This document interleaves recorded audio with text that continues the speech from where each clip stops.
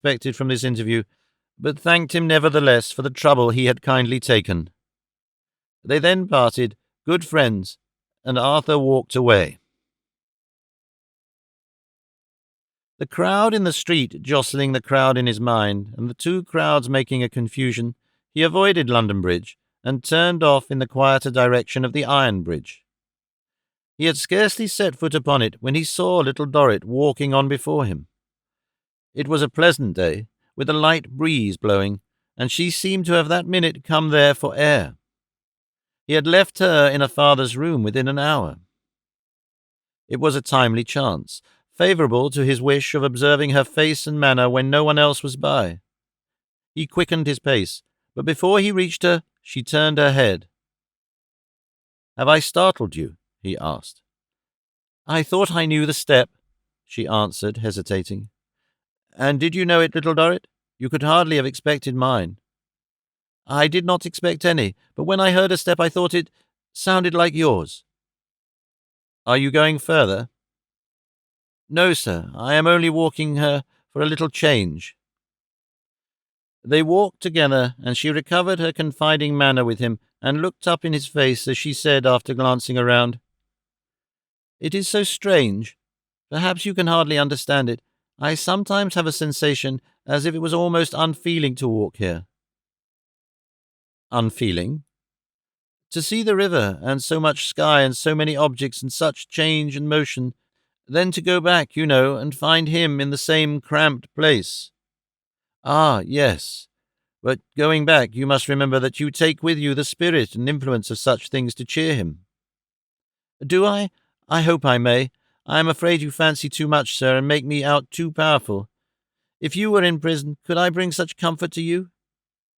"Yes, little Dorrit, I am sure of it." He gathered from a tremor on her lip and a passing shadow of great agitation on her face that her mind was with her father. He remained silent for a few moments, that she might regain her composure. The little Dorrit, trembling on his arm, was less in unison than ever with Mrs. Chivery's theory, and yet was not irreconcilable with a new fancy which sprung up within him, that there might be someone else in the hopeless, newer fancy still, in the hopeless, unattainable distance. They turned, and Clennam said, "Here was Maggie coming." Little Dorrit looked up, surprised, and they confronted Maggie, who brought herself at sight of them to a dead stop. She had been trotting along, so preoccupied and busy that she had not recognized them until they turned upon her. She was now in a moment of so conscience-stricken that her very basket partook of the change. "Maggie, you promised me to stop near father." "So I would, little mother, only he wouldn't let me. If he takes and sends me out, I must go. If he takes and says, 'Maggie, you hurry away and back with that letter, and you shall have a sixpence if the answer's a good 'un,' I must take it. Law, little mother, what's a poor thing of 10-year-old to do? And if Mr. Tip, if he happens to be a-coming in as I come out, and if he says, 'Where are you going, Maggie?' and if I says, 'I am going so-and-so,' and if he says, 'I'll have a try too,' and if he goes into the George and writes a letter, and if he gives it to me and says, 'Take that one to the same place,' and if the answer's a good 'un, I'll give you a shilling. It ain't my fault, mother." Arthur read in little Dorrit's downcast eyes, to whom she foresaw that the letters were addressed.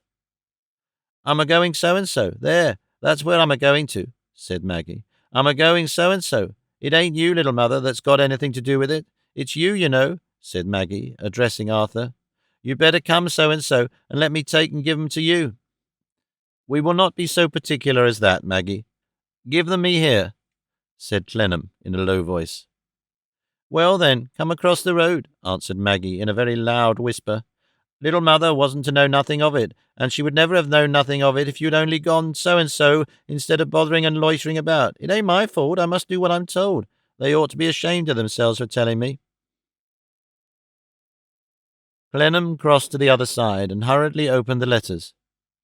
That from the father mentioned that most unexpectedly finding himself in the novel position of having been disappointed of a remittance from the city on which he had confidently counted, he took up his pen, being restrained by the unhappy circumstance of his incarceration during 23 years, doubly underlined, from coming himself, as he would otherwise certainly have done, took up his pen to entreat Mr. Clennam to advance him the sum of £3 10 upon his IOU, which he begged to enclose.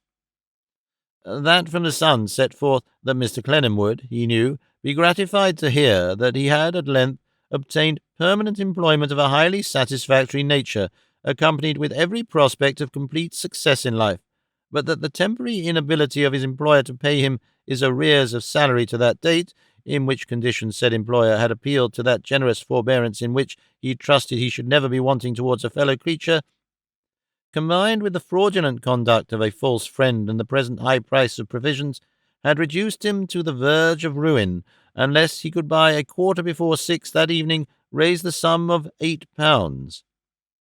This sum, Mr. Clennam would be happy to learn, he had, through the promptitude of several friends who had a lively confidence in his probity, already raised, with the exception of a trifling balance of £1 17 4, the loan of which balance, for the period of 1 month, would be fraught with the usual beneficent consequences.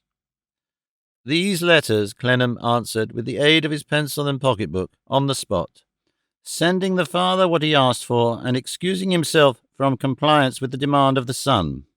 He then commissioned Maggie to return with his replies, and gave her the shilling of which the failure of her supplemental enterprise would have disappointed her otherwise. When he rejoined Little Dorrit, and they had begun walking as before, she said all at once, "I think I had better go. I had better go home."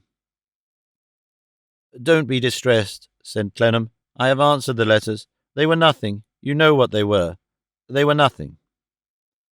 "But I am afraid," she returned, "to leave him. I am afraid to leave any of them.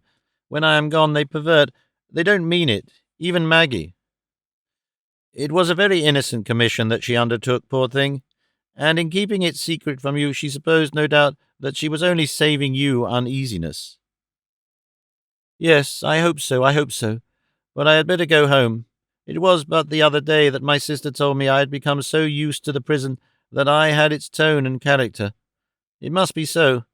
I am sure it must be when I see these things. My place is there. I am better there. It is unfeeling in me to be here, when I can do the least thing there. Goodbye. I had far better stay at home." The agonized way in which she poured this out, as if it burst of itself from her suppressed heart, made it difficult for Clennam to keep the tears from his eyes as he saw and heard her. "Don't call it home, my child," he entreated. "It is always painful to me to hear you call it home." "But it is home. What else can I call home? Why should I ever forget it for a single moment?" "You never do, dear Little Dorrit, in any good and true service?" "I hope not. Oh, I hope not. But it is better for me to stay there. Much better, much more dutiful, much happier. Please don't go with me. Let me go by myself. Goodbye. God bless you. Thank you, thank you." He felt that it was better to respect her entreaty, and did not move while her slight form went quickly away from him. When it had fluttered out of sight, he turned his face towards the water and stood thinking. She would have been distressed at any time by this discovery of the letters, but so much so, and in that unrestrainable way? No. When she had seen her father begging with his threadbare disguise on, when she had entreated him not to give her father money, she had been distressed, but not like this. Something had made her keenly and additionally sensitive just now. Now was there some one in the hopeless, unattainable distance? Or had the suspicion been brought into his mind by his own associations of the troubled river running beneath the bridge, with the same river higher up, its changeless tune upon the prow of the ferry-boat, so many miles an hour the peaceful flowing of the stream, here the rushes, there the lilies, nothing uncertain or unquiet. He thought of his poor child, Little Dorrit, for a long time there. He thought of her going home. He thought of her in the night. He thought of her when the day came round again. And the poor child, Little Dorrit, thought of him. Too faithfully, too faithfully, in the shadow of the Marshalsea wall.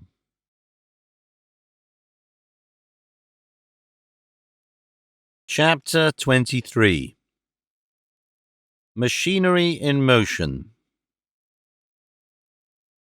Mr. Meagles bestirred himself with such prompt activity in the matter of the negotiation with Daniel Doyce, which Clennam had entrusted to him, that he soon brought it into business train, and called on Clennam at 9 o'clock one morning to make his report.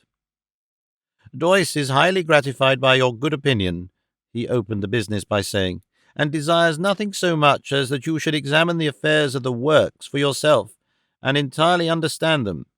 He has handed me the keys of all his books and papers. Here they are, jingling in this pocket, and the only charge he has given me is, let Mr. Clennam have the means of putting himself on a perfect equality with me as to knowing whatever I know. If it should come to nothing after all, he will respect my confidence. Unless I was sure of that to begin with, I should have nothing to do with him. And there you see," said Mr. Meagles, "you have Daniel Doyce all over. A very honourable character." "Oh, yes, to be sure, no doubt of it. Odd, but very honourable. Very odd, though. Now, would you believe, Clennam," said Mr. Meagles, with a hearty enjoyment of his friend's eccentricity, "that I had a whole morning in what's-his-name yard? Bleeding Heart. A whole morning in Bleeding Heart Yard before I could induce him to pursue the subject at all." "How was that?" "How was that, my friend? I no sooner mentioned your name in connection with it than he declared off." "Declared off on my account?" "I no sooner mentioned your name, Clennam, than he said, 'That will never do.' 'What did he mean by that?' I asked him. 'No matter, Meagles, that would never do.' 'Why would it never do? You'll hardly believe it, Clennam," said Mr. Meagles, laughing within himself. "But it came out that it would never do because you and he, walking down to Twickenham together, had glided into a friendly conversation in the course of which he had referred to his intention of taking a partner, supposing at the time that you were as firmly and finally settled as St. Paul's Cathedral.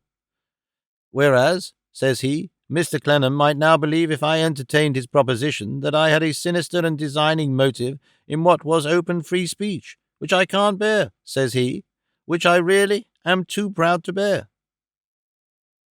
"I should sooner suspect—" "Of course you would," interrupted Mr. Meagles, "and so I told him, but it took a morning to scale that wall, and I doubt if any other man than myself, he likes me of old, could have got his leg over it. Well, Clennam, this business-like obstacle surmounted, he then stipulated that before resuming with you, I should look over the books and form my own opinion. I looked over the books and formed my own opinion. 'Is it on the whole for or against?' says he. 'For,' says I. 'Then,' says he, 'you may now, my good friend, give Mr. Clennam the means of forming his opinion, to enable him to do which, without bias and with perfect freedom, I shall go out of town for a week.' And he's gone," said Mr. Meagles. "That's the rich conclusion of the thing." "Leaving me," said Clennam, "with a high sense, I must say, of his candour and his—" "Oddity," Mr. Meagles struck in. "I should think so." It was not exactly the word on Clennam's lips, but he forbore to interrupt his good-humoured friend. "And now," added Mr. Meagles, "you can begin to look into matters as soon as you think proper. I have undertaken to explain where you may want explanation, but to be strictly impartial and to do nothing more." They began their perquisitions in Bleeding Heart Yard that same forenoon. Little peculiarities were easily to be detected by experienced eyes in Mr. Doyce's way of managing his affairs, but they almost always involved some ingenious simplification of a difficulty and some plain road to the desired end. That his papers were in arrear, and that he stood in need of assistance to develop the capacity of his business, was clear enough, but all the results of his undertakings during many years were distinctly set forth and were ascertainable with ease. Nothing had been done for the purposes of the pending investigation. Everything was in its genuine working dress, and in a certain honest, rugged order. The calculations and entries in his own hand, of which there were many, were bluntly written, and with no very neat precision, but were always plain and directed straight to the purpose.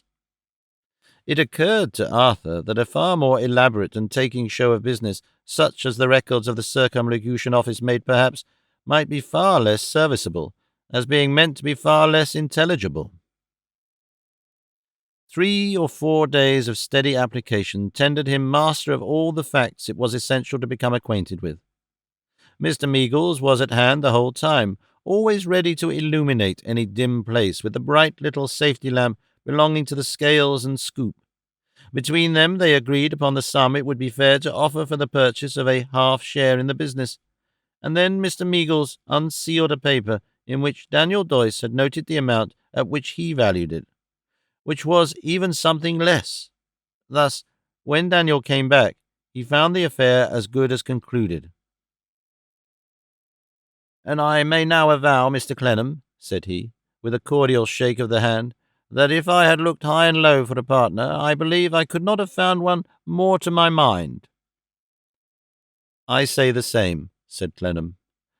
"And I say of both of you," added Mr. Meagles, "that you are well matched. You keep him in check, Clennam, with your common sense, and you stick to the works, Dan, with your—" "Uncommon sense?" suggested Daniel with his quiet smile. "You may call it so if you like.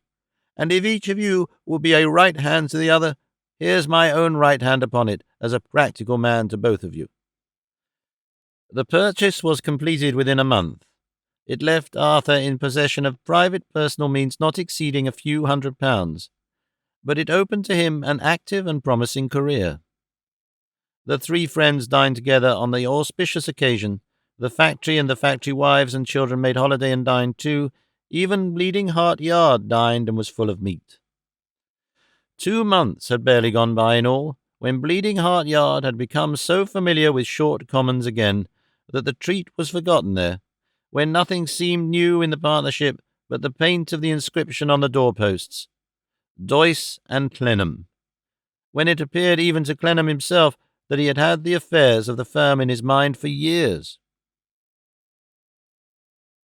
The little counting-house reserved for his own occupation was a room of wood and glass at the end of a long, low workshop, filled with benches and vices and tools and straps and wheels, which, when they were in gear with the steam engine, went tearing round as though they had a suicidal mission to grind the business to dust and tear the factory to pieces.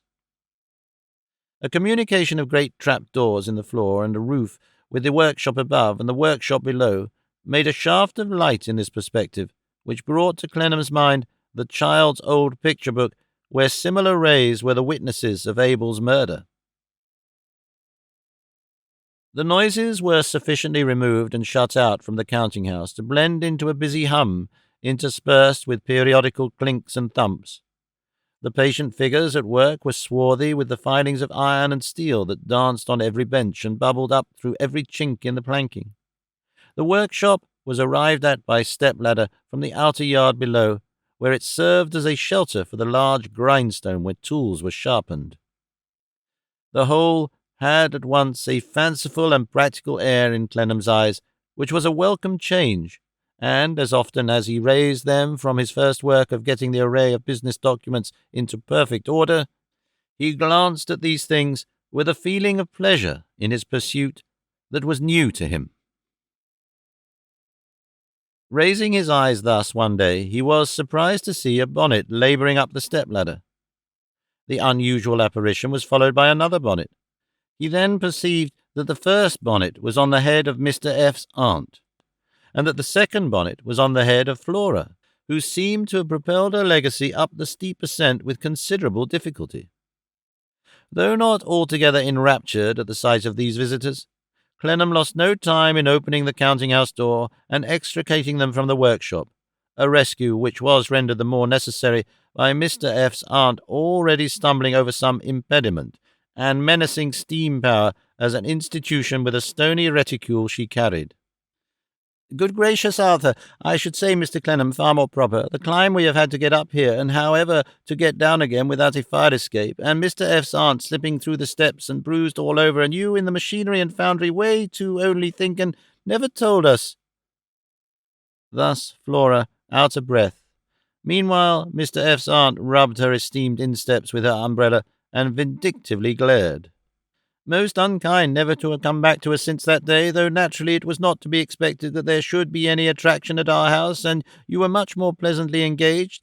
That's pretty certain. And is she fair or dark blue eyes, or black, I wonder? Not that I expect that she should be anything but a perfect contrast to me in all particulars, for I am a disappointment, as I very well know, and you are quite right to be devoted, no doubt. Though what I am saying, Arthur, never mind, I hardly know myself. Good gracious!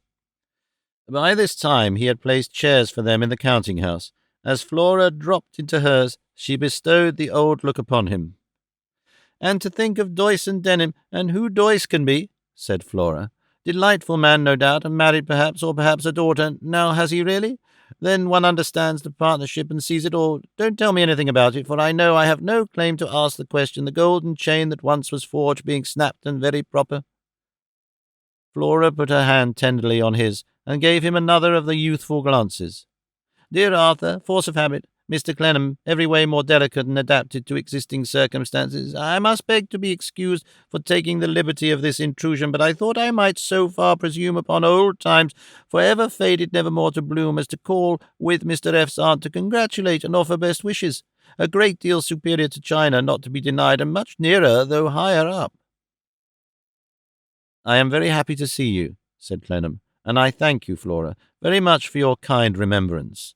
"More than I can say myself, at any rate," returned Flora, "for I might have been dead and buried 20 distinct times over, and no doubt whatever should have been before you had genuinely remembered me, or anything like it, in spite of which one last remark I wish to make, one last explanation I wish to offer." "My dear Mrs. Finching," Arthur remonstrated in alarm.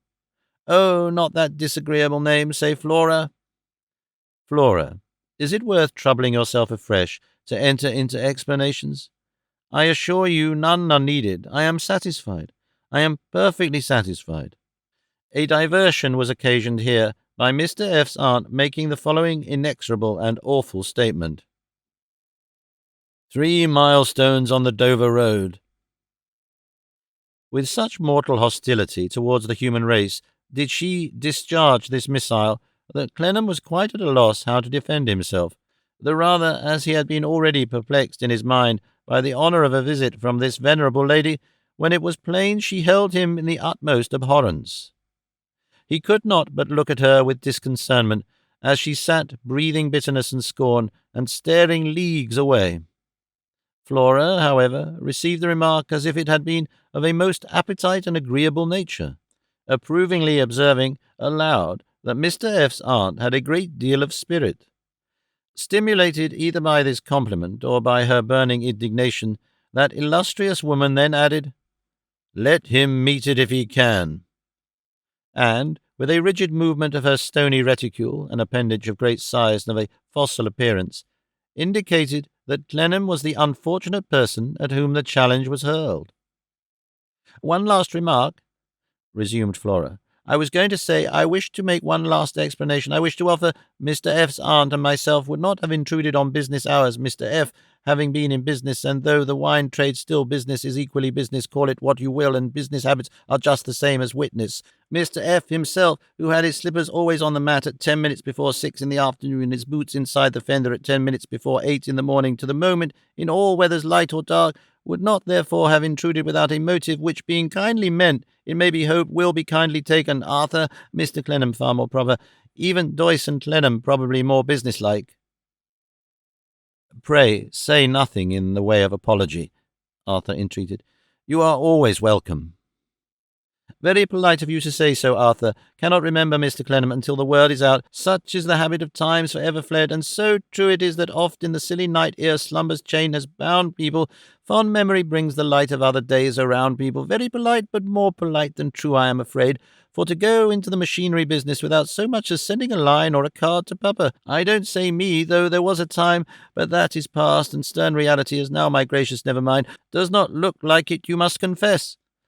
Even Flora's commas seemed to have fled on this occasion. She was so much more disjointed and voluble than in the preceding interview. "Though, indeed," she hurried on, "nothing else is to be expected, and why should it be expected? And if it's not to be expected, why should it be? And I am far more blaming you or anyone.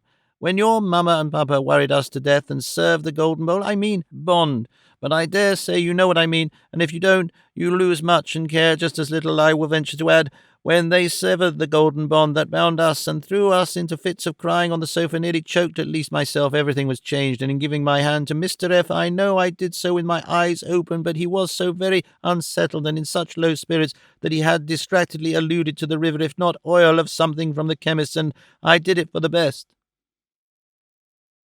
My good Flora, we settled that before. It was all quite right. It's perfectly clear you think so, returned Flora, for you take it very coolly. If I hadn't known it to be China, I should have guessed myself the polar regions. Dear Mr. Clennam, you are right, however, and I cannot blame you, but as to Doyce Clennam, Papa's property being about here, we heard it from Panks, and but for him we should never have heard it one word about it, I am satisfied. No, don't say that. What nonsense not to say it, Arthur. Doyce Clennam, easier and less trying to me than Mr. Clennam, when I know it and you know it too and can't deny it. But I do deny it, Flora. I should as soon made you a friendly visit. Ah, said Flora, tossing her head, I dare say, and she gave him another of the old looks. However, when Panks told us, I made up my mind that Mr. F.'s aunt and I would come and call, because when Papa, which was before that, happened to mention her name to me and to say that you were interested in her, I said at the moment, good gracious, why not have her here then when there's anything to do instead of putting it out? When you say her, observed Clennam, by this time pretty well bewildered, do you mean Mr. F.'s? My goodness, Arthur, Doyce Clennam, really easier to me with old remembrances. Who ever heard of Mr. F.'s aunt doing needlework and going out by the day? Going out by the day? Do you speak of little Dorrit? Why, yes, of course, returned Flora, and of all the strangest names I ever heard, the strangest, like a place down in the country with a turnpike, or a favourite pony, or a puppy, or a bird, or something from a seed shop to be put in a garden or a flower pot, and come up speckled. Then, Flora, said Arthur, with a sudden interest in the conversation, Mr. Casby was so kind as to mention little Dorrit to you, was he? What did he say? Oh, you know what Papa is, rejoined Flora, and how aggravatingly he sits looking beautiful and turning his thumbs over and over one another till he makes one giddy if one keeps one's eyes upon him. He said, when we were talking of you, I don't know who began the subject, Arthur, Doyce Clennam, but I am sure it wasn't me, at least I hope not, but you really must excuse my confessing more on that point. Certainly, said Arthur. By all means. You are very ready, pouted Flora, coming to a sudden stop in a captivating bashfulness, that I must admit Papa said you had spoken of her in an earnest, and I said what I have told you, and that's all. That's all? Said Arthur, a little disappointed. Except that when Panks told us of your having embarked in this business, with difficulty persuaded us that it was really you, I said to Mr. F.'s aunt that we would come and ask you if it would be agreeable to all parties that she should be engaged at our house when required, for I know she often goes to your mamma's, and I know that your mamma has a very touchy temper, Arthur, Doyce Clennam, or I never might have married Mr. F., and I might have been at this hour, but I am running into nonsense. It was very kind of you, Flora, to think of this. Poor Flora rejoined with a plain sincerity, which became her better than her youngest glances, that she was glad he thought so. She said it with so much heart that Clennam would have given a great deal to buy his old character of her on the spot, and throw it and the mermaid away for ever. I think, Flora, he said, that the employment you can give little Dorrit, and the kindness you can show her— Yes, and I will, said Flora quickly. I am sure of it. Will be of a great assistance and support to her. I do not feel that I have the right to tell you what I know of her, for I acquired the knowledge confidentially and under circumstances that bind me to silence. But I have an interest in the little creature, and a respect for her that I cannot express to you. Her life has been one of such trial and devotion, and such quiet goodness, as you can scarcely imagine. I can hardly think of her, far less speak of her, without feeling moved. Let that feeling represent what I could tell you, and commit her to your friendliness with my thanks. Once more he put out his hand frankly to poor Flora. Once more poor Flora couldn't accept it frankly, found it worth noting openly, must make the old intrigue and mystery of it. As much to her own enjoyment as to his dismay, she covered it with a corner of her shawl as she took it. Then, looking towards the glass front of the counting-house and seeing two figures approaching, she cried with infinite relish, "Papa, hush, Arthur, for mercy's sake," and tottered back to her chair with an amazing imitation of being in danger of swooning in the dread surprise and maidenly flutter of her spirits.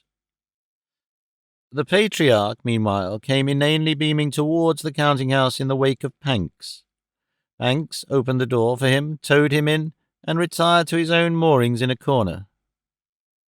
"I heard from Flora," said the patriarch with his benevolent smile, "that she was coming to call, and being out, I thought I'd come also. The benign wisdom he infused into this declaration, not of itself profound, by means of his blue eyes, his shining head, and his long white hair, was most impressive. It seemed worth putting down among the noblest sentiments enunciated by the best of men. Also, when he said to Clennam, seating himself in the proffered chair, "And you are in a new business, Mr. Clennam. I wish you well, sir, I wish you well," he seemed to have done benevolent wonders. "Mrs. Finching has been telling me, sir," said Arthur, after making his acknowledgments, the relict of the late Mr. F. meanwhile protesting with a gesture against his use of that respectable name, "that she hopes occasionally to employ the young needlewoman you recommended to my mother, for which I have been thanking her." The patriarch, turning his head in a lumbering way towards Panks, that assistant put up the notebook in which he had been absorbed, and took him in tow. "You didn't recommend her, you know," said Panks. "How could you? You knew nothing about her. You didn't. The name was mentioned to you, and you passed it on. That's what you did." "Well," said Clennam, "as she justifies any recommendation, it is much the same thing." "You are glad she turns out well," said Panks, "but it wouldn't have been your fault if she had turned out ill. The credit's not yours as it is, and the blame wouldn't have been yours as it might have been. You gave no guarantee. You knew nothing about her." "You are not acquainted, then," said Arthur, hazarding a random question, "with any of her family?" "Acquainted with any of her family?" returned Panks. "How should you be acquainted with any of her family? You never heard of them. You can't be acquainted with people you never heard of, can you? You should think not." All this time the patriarch sat serenely smiling, nodding or shaking his head benevolently, as the case required. "As to being a reference," said Panks, "you know, in a general way, what being a reference means. It's all your eye, that is. Look at your tenants down the yard here. They'd all be references for one another if you'd let 'em. What would be the good of letting 'em? It's no satisfaction to be done by two men instead of one. One's enough. A person who can't pay gets another person who can't pay to guarantee that he can pay. Like a person with two wooden legs getting another person with two wooden legs to guarantee that he has got two natural legs. It don't make either of them able to do a walking match. And 4 wooden legs are more troublesome to you than 2, when you don't want any."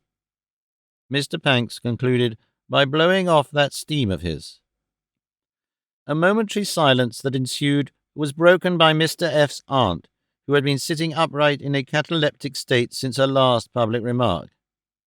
She now underwent a violent twitch, calculated to produce a startling effect on the nerves of the uninitiated, and with the deadliest animosity observed, "You can't make a head and brains out of a brass knob with nothing in it. You couldn't do it when your Uncle George was living, much less when he's dead." Mr. Panks was not slow to reply, with his usual calmness, "Indeed, ma'am, bless my soul, I'm surprised to hear it." Despite his presence of mind, however, the speech of Mr. F.'s aunt produced a depressing effect on the little assembly. Firstly, because it was impossible to disguise that Clennam's unoffending head was the particular temple of reason depreciated, and secondly, because nobody ever knew on these occasions whose Uncle George was referred to, or what spectral presence might be invoked under that appellation. Therefore Flora said, though still not without a certain boastfulness and triumph in her legacy, that Mr. F.'s aunt was very lively today, and she thought they had better go. But Mr. F.'s aunt proved so lively as to make the suggestion in unexpected dudgeon and declare that she would not go, adding with several injurious expressions that if he, too evidently meaning Clennam, wanted to get rid of her, let him chuck her out of window, and urgently expressing her desire to see him perform that ceremony. In this dilemma, Mr. Panks, whose resources appeared equal to any emergency in the patriarchal waters, slipped on his hat, slipped out at the counting-house door, and slipped in again a moment afterwards with an artificial freshness upon him, as if he had been in the country for some weeks. "Why, bless my heart, ma'am," said Mr. Panks, rubbing his hair in great astonishment, "is that you? How do you do, ma'am? You are looking charming today. I'm delighted to see you. Favour me with your arm, ma'am. We'll have a little walk together, you and me, if you'll honour me with your company." And so escorted Mr. F.'s aunt down the private staircase of the counting-house with great gallantry and success. The patriarchal Mr. Casby then rose with the air of having done it himself, and blandly followed, leaving his daughter, as she followed in her turn, to remark to her former lover in a distracted whisper, which she very much enjoyed, that they had drained the cup of life to the dregs, and that further to hint mysteriously that the late Mr. F. was at the bottom of it. Alone again, Clennam became a prey to his old doubts in reference to his mother and little Dorrit, and revolved the old thoughts and suspicions. They were all in his mind, blending themselves with the duties he was mechanically discharging, when a shadow on his papers caused him to look up for the cause. The cause was Mr. Panks. With his hat thrown back upon his ears, as if his wiry prongs of hair had darted up like springs and cast it off, with his jet-black beads of eyes inquisitively sharp, with the fingers of his right hand in his mouth that he might bite the nails, and with the fingers of his left hand in reserve in his pocket for another course, Mr. Panks cast his shadow through the glass upon the books and papers. Mr. Panks asked, with a little inquiring twist of his head, if he might come in again. Clennam replied with a nod of his head in the affirmative.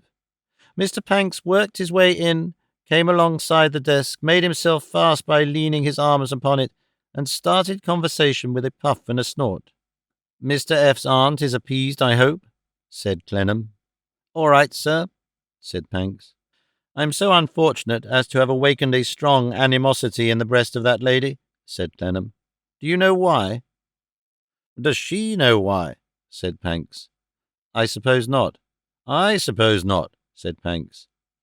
He took out his notebook, opened it, shut it, dropped it into his hat, which was beside him on the desk, and looked at it in a way as it lay at the bottom of the hat, all with a great appearance of consideration. "Mr. Clennam," he then began, "I am in want of information, sir." "Connected with this firm?" asked Clennam. "No," said Panks. "With what, then, Mr. Panks? That is to say, assuming that you want it of me." "Yes, sir, yes, I want it of you," said Panks. "If I can persuade you to furnish it, A, B, C, D, da, dee, di, do, dictionary order. Dorrit. That's the name, sir." Mr. Panks blew off his peculiar noise again, and fell to at his right-hand nails. Arthur looked searchingly at him. He returned the look. "I don't understand you, Mr. Panks." "That's the name I want to know about." "And what do you want to know?" "Whatever you can and will tell me." This comprehensive summary of his desires was not discharged without some heavy labouring on the part of Mr. Panks' machinery. "This is a singular visit, Mr. Panks. It strikes me as rather extraordinary that you should come with such an object to me." "It may be all extraordinary together," returned Panks. "It may be out of the ordinary course and yet be business. In short, it is business. I am a man of business. What business have I in this present world except to stick to business? No business." With his former doubt whether this dry, hard personage were quite in earnest, Clennam again turned his eyes attentively upon his face. It was as scrubby and dingy as ever, and as eager and quick as ever, and he could see nothing lurking in it that was at all expressive of a latent mockery that had seemed to strike upon his ear in the voice. "Now," said Panks, "to put this business on its own footing, it's not my proprietor's." "Do you refer to Mr. Casby as your proprietor?" Panks nodded. "My proprietor put a case, say, at my proprietor's, I hear name of young person Mr. Clennam wants to serve. Say, name first mentioned to my proprietor by Plornish in the yard. Say I go to Plornish. Say I ask Plornish as a matter of business for information. Say Plornish, though 6 weeks in arrears to my proprietor, declines. Say Mrs. Plornish declines. Say both refer to Mr. Clennam. Put the case. Well? Well, sir, returned Pancks. Say I come to him. Say here I am. With those prongs of hair sticking up all over his head, and his breath coming and going very hard and short, the busy Pancks fell back a step, in tug metaphor, took half a turn astern, as if to show his dingy hull complete, then forged ahead again, and directed his quick glance by turns into his hat where his notebook was, and into Clennam's face. Mr. Pancks, not to trespass on your grounds of mystery, I will be as plain with you as I can. Let me ask 2 questions. First. All right, said Pancks, holding up his dirty forefinger with his broken nail. I see. What's your motive? Exactly. Motive? Said Pancks. Good. Nothing to do with my proprietor, not stateable at present, ridiculous to state at present, but good. Desiring to serve a young person, name of Dorrit, said Pancks, with his forefinger still up as a caution. Better admit motive to be good. Secondly, and lastly, what do you want to know? Mr. Pancks fished up his notebook before the question was put, and buttoning it with care in an inner breast pocket, and looking straight at Clennam all the time, replied with a pause and a puff, I want supplementary information of any sort.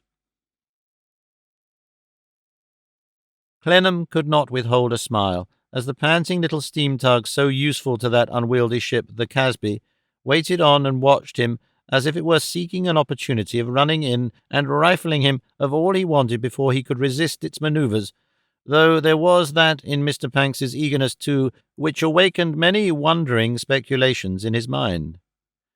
After a little consideration, he resolved to supply Mr. Pancks with such leading information as it was in his power to impart him, well knowing that Mr. Pancks, if he failed in his present research, was pretty sure to find other means of getting it.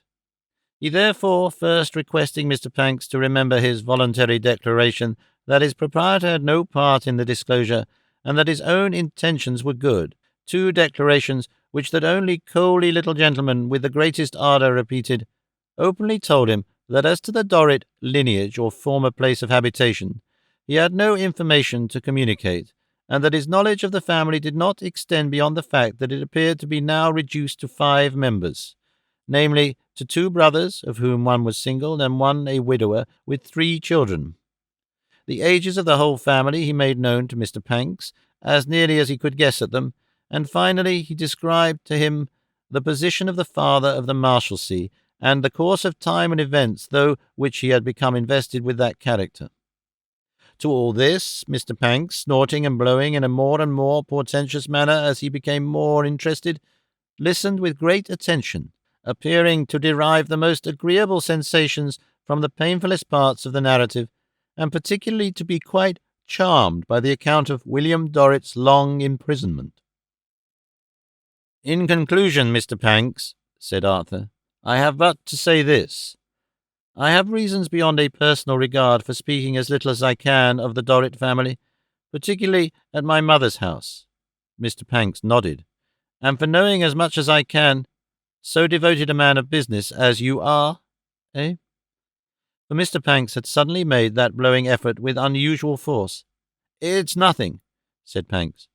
So devoted a man of business as yourself has a perfect understanding of a fair bargain.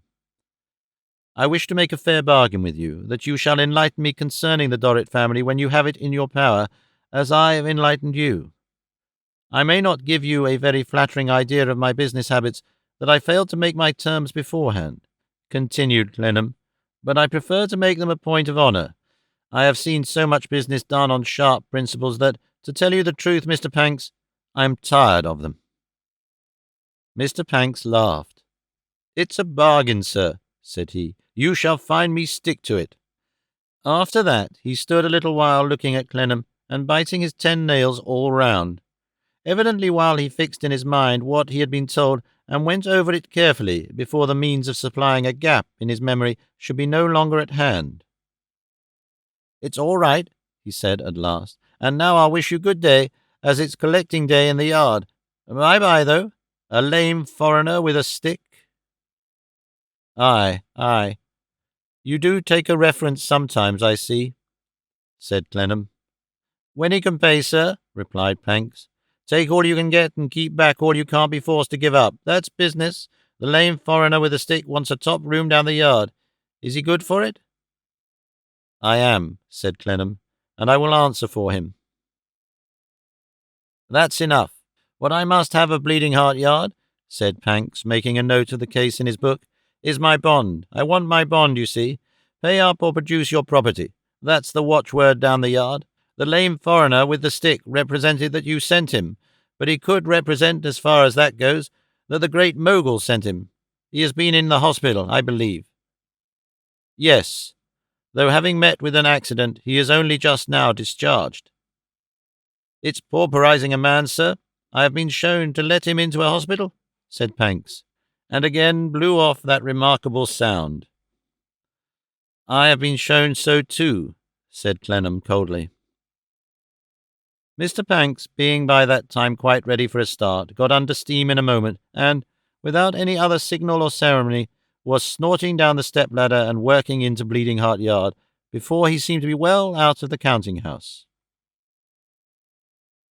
Throughout the remainder of the day, Bleeding Heart Yard was in consternation as the grim Panks cruised in it, haranguing the inhabitants on their backslidings in respect of payment, demanding his bond, breathing notices to quit and executions, running down defaulters, sending a swell of terror on before him, and leaving it in his wake. Knots of people, impelled by a fatal attraction, lurked outside any house in which he was known to be, listening for fragments of his discourses to the inmates, and, when he was rumoured to be coming down the stairs, often could not disperse so quickly but that he would be prematurely in among them, demanding their own arrears and routing them to the spot.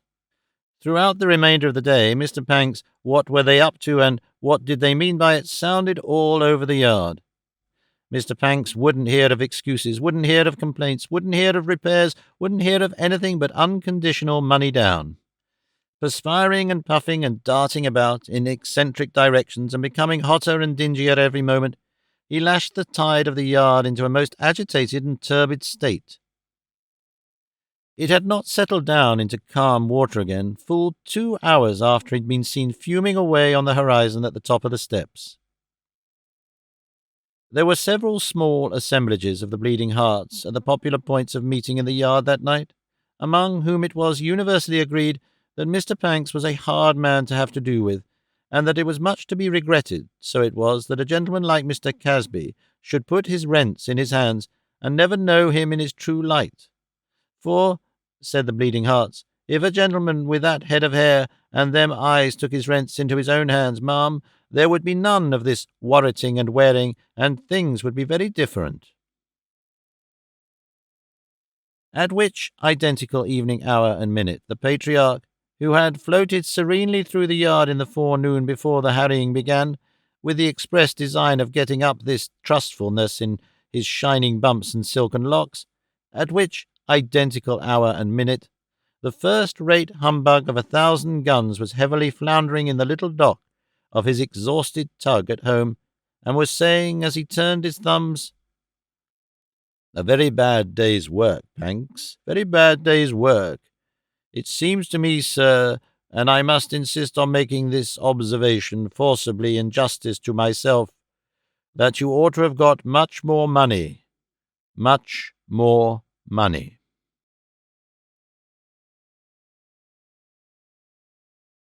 Chapter 24. Fortune-telling. Little Dorrit received a call that same evening from Mr. Plornish, who, having intimated that he wished to speak to her privately, in a series of coughs so very noticeable as to favour the idea that her father, as regarded her seamstress occupation, was an illustration of the axiom that there are no such stone-blind men as those who will not see, obtained an audience with her on the common staircase outside the door. "There's been a lady at our place today, Miss Dorrit," Plornish growled, "and another one along with her, as is an old wixen if ever I met with such. The way she snapped a person's head off, dear me." The mild Plornish was at first quite unable to get his mind away from Mr. F's aunt. "For," said he, to excuse himself, "she is, I do assure you, the winningerest party." At length, by a great effort, he detached himself from the subject sufficiently to observe, "But she's neither here nor there just at present. The other lady, she's Mr. Casby's daughter, and if Mr. Casby aren't well off, none better. It ain't through any fault of Pank's, for as to Pank's, he does indeed." Mr. Plornish, after his usual manner, was a little obscure but conscientiously emphatic. "And what she come to our place for," he pursued, "was to leave word that if Miss Dorrit would step up to that card, which it's Mr. Casby's house, that is, and Pank's, he has office at the back, where he really does, beyond belief, she would be glad for to engage her. She was a old friend and dear friend, she said particular of Mr. Clennam, and hoped for to prove herself a useful friend to his friend. Them was her words. Wishing to know whether Miss Dorrit would come tomorrow morning, I said I would see you, miss, and inquire, and look round there tonight to say yes, or if you was engaged tomorrow, when." "I can go tomorrow, thank you," said Little Dorrit. "This is very kind of you, but you are always kind." Mr. Plornish, with a modest disavowal of his merits, opened the room door for her readmission, and followed her in with such an exceedingly bald pretence of not having been out at all, that her father might have observed it without being very suspicious.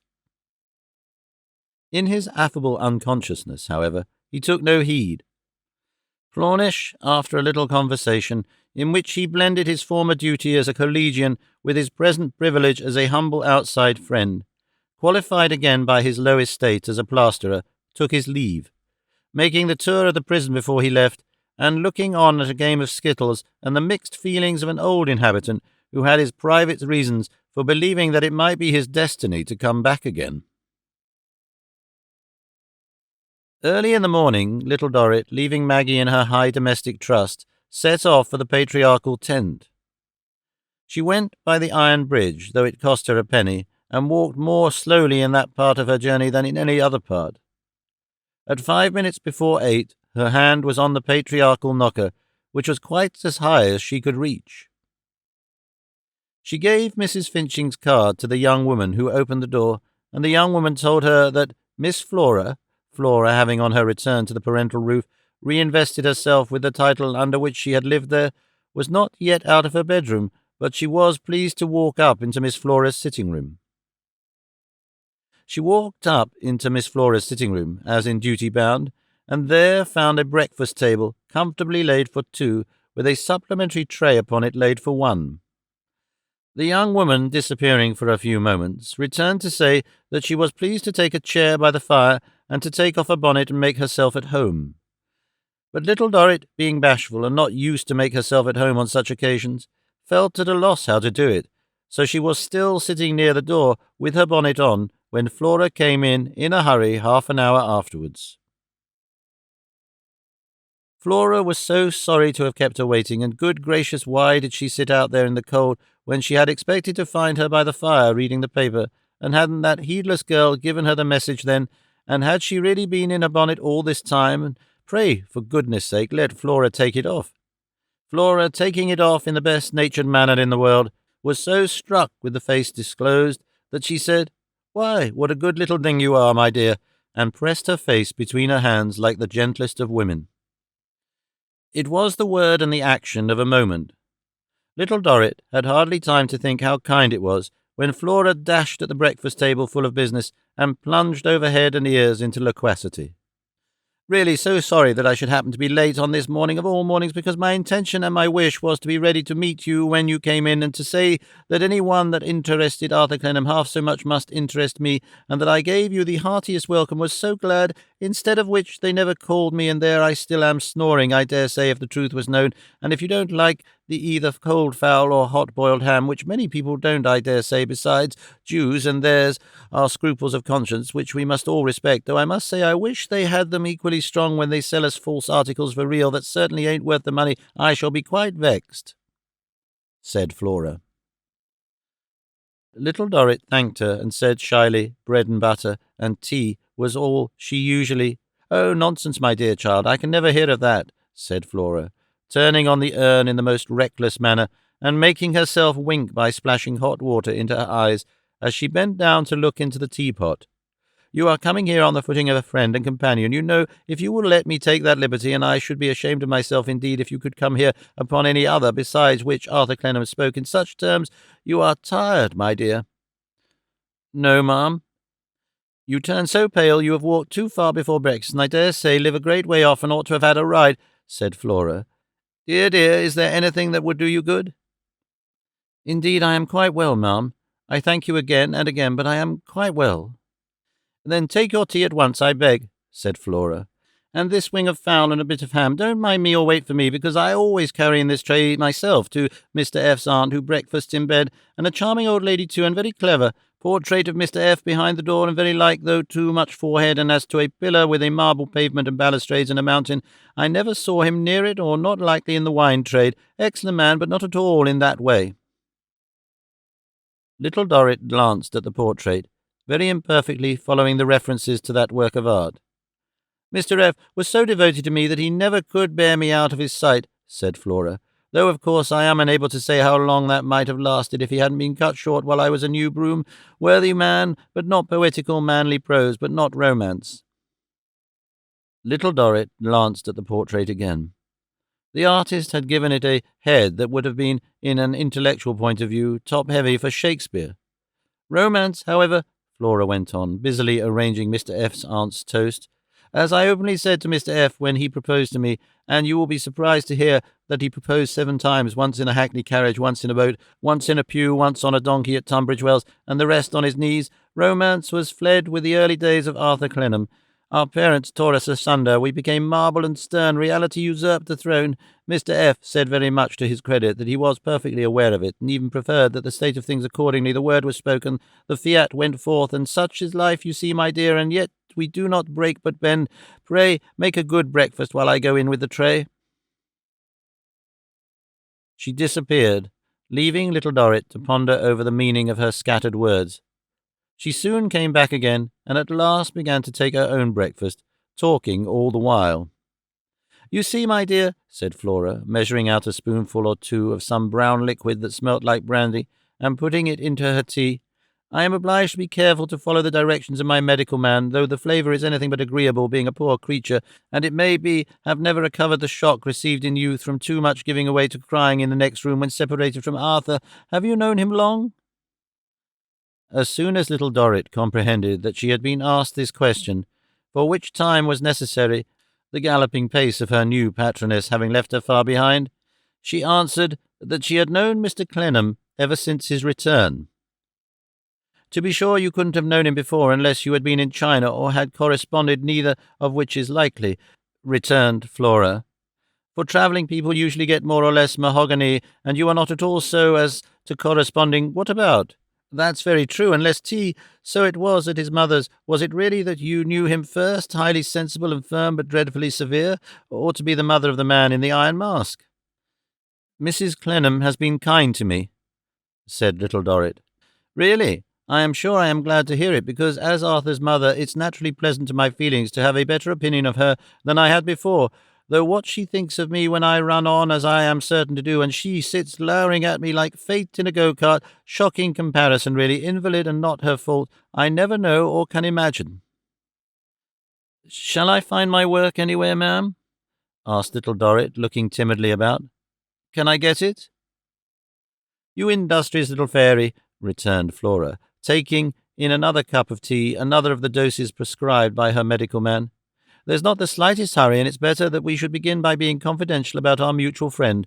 Too cold a word for me, at least, I don't mean that very proper expression, mutual friend, than become through mere formalities, not you but me, like the Spartan boy with the fox biting him, which I hope you'll excuse my bringing up for all the tiresome boys that will go tumbling into every sort of company that boys the tiresomest." Little Dorrit, her face very pale, sat down again to listen. "Hadn't I better work the while?" she asked. "I can work and attend too. I would rather, if I may." Her earnestness was so expressive of her being uneasy without her work that Flora answered, "Well, my dear, whatever you like best," and produced a basket of white handkerchiefs. Little Dorrit gladly put it by her side, took out her little pocket housewife, threaded the needle, and began to hem.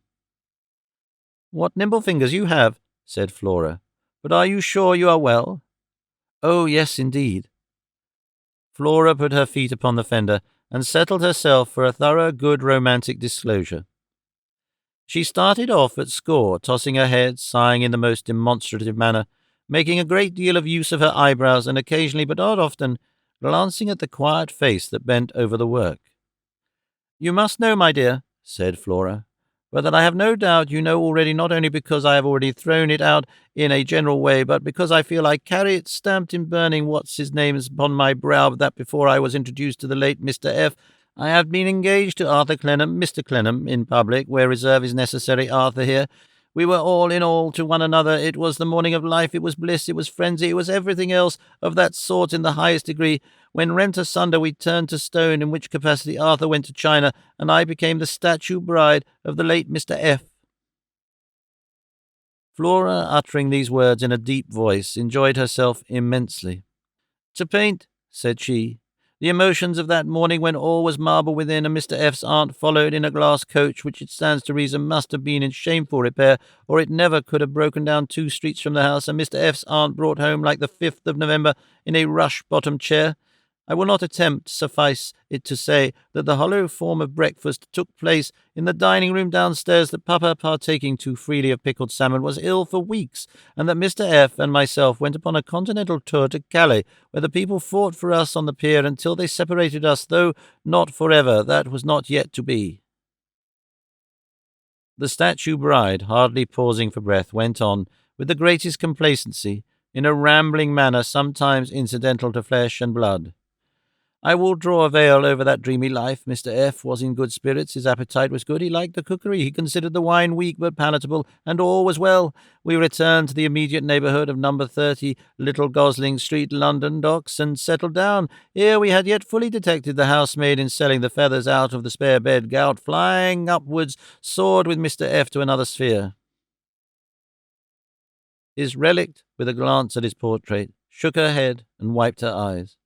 I revere the memory of Mr. F. as an estimable man and most indulgent husband. Only necessary to mention asparagus, and it appeared, or to a hint at any little delicate thing to drink, and it came like magic in a pint bottle. It was not ecstasy, but it was comfort. I returned to Papa's roof and lived secluded, if not happy, during some years, until one day Papa came smoothly blundering in and said that Arthur Clennam awaited me below. I went below and found him. Ask me not what I found him, except that he was still unmarried, still unchanged." The dark mystery with which Flora now enshrouded herself might have stopped other fingers than the nimble fingers that worked near her. They worked on without pause, and the busy head bent over them, watching the stitches.